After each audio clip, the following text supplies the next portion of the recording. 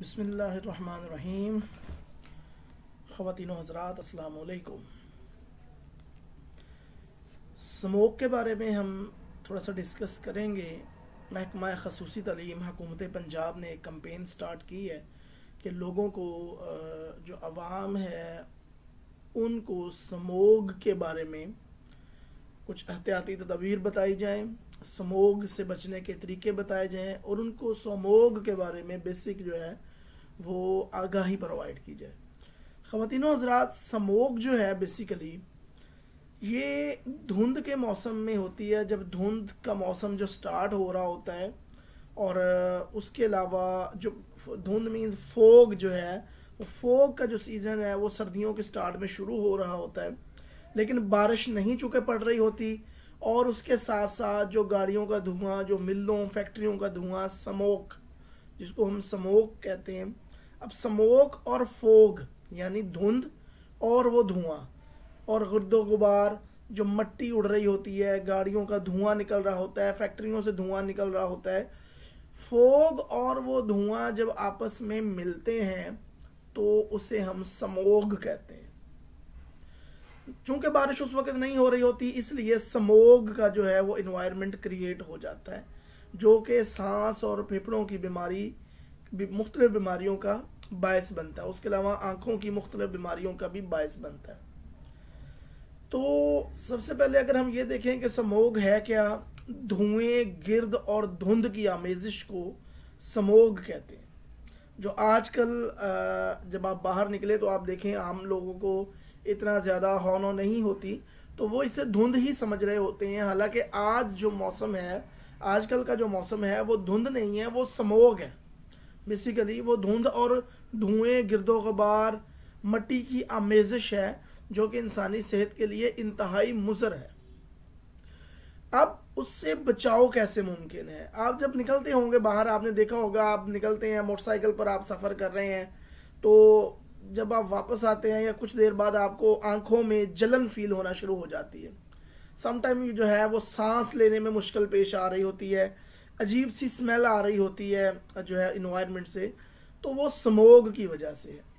अब हमें मोस्टली मैंने देखा ये है ड्यूरिंग माय ट्रैवलिंग, मैं जब सफ़र करता हूँ या मैं जब ऑफिस जा रहा होता हूँ, जब वापस आ रहा होता हूँ, तो मोस्टली लोग जो हैं वो एहतियाती तदाबीर को अख्तियार नहीं करते।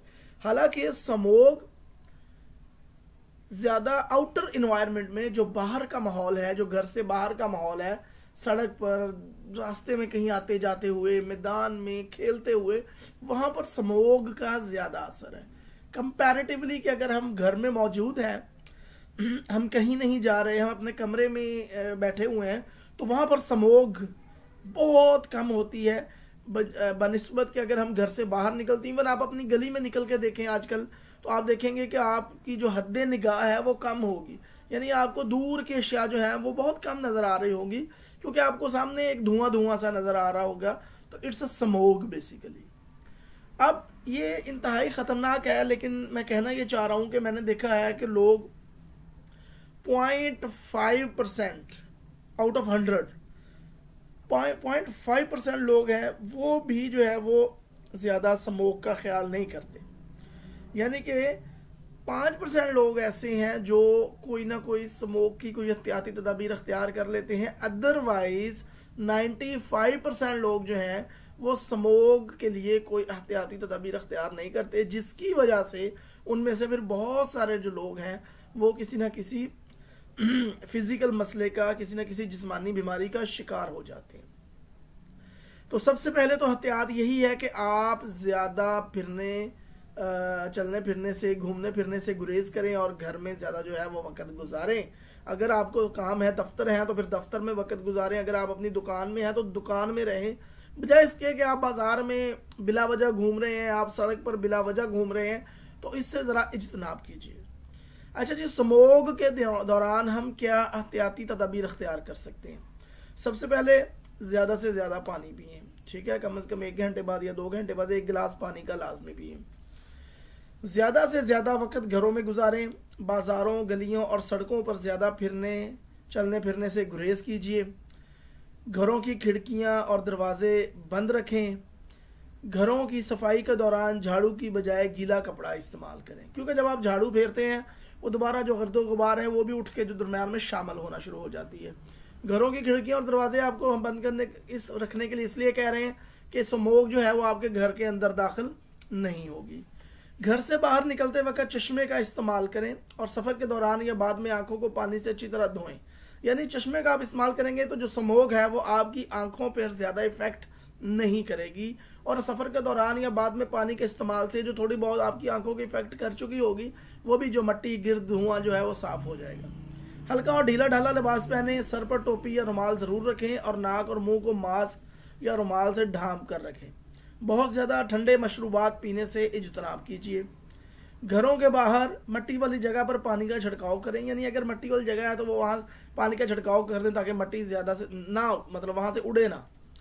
तामीराती जगहों और कूड़ा करकट वाली मुताफ़न जगहों पर भी तवज्जो दें ताकि धूल या मट्टी वगैरह ना उड़े।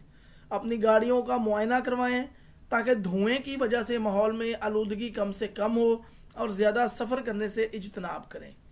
बच्चों और बुज़ुर्गों पर ख़ुसूसी तवज्जो दें और उनकी सेहत का ख़ास ख्याल रखें। ठीक है जी, जो लोग गाड़ियाँ चलाते हैं इंक्लूडिंग मी, तो हमें चाहिए ये कि हम अपनी गाड़ियों का जो है वो मुआयना करवाएं। अगर वो धुआं दे रही हैं तो हमें उस धुएं का इलाज करवाना होगा, हमें उसको ठीक करवाना होगा ताकि हम माहौलियाती आलूदगी को साफ़ करने में बचाने में अपना रोल प्ले करें।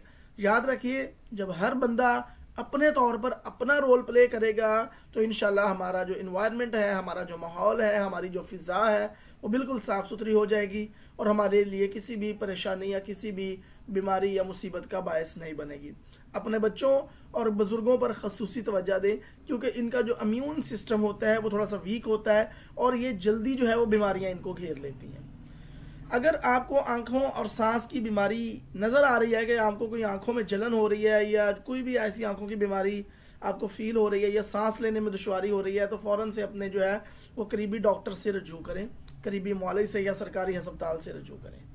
तो माय डियर्स, स्मोक के दौरान हम सब का ये फ़र्ज़ है कि हम ख़ुसूसी अपना ख्याल रखें और अपने इर्द गिर्द अपने इन्वायरमेंट का भी ख्याल रखें। इससे ना सिर्फ हम महफूज रहेंगे, हमारा माशरा महफूज रहेगा, बल्कि हमारे प्यारे भी महफूज रहेंगे। अपना बहुत सारा ख्याल रखिएगा। फ़ी अमानिल्लाह।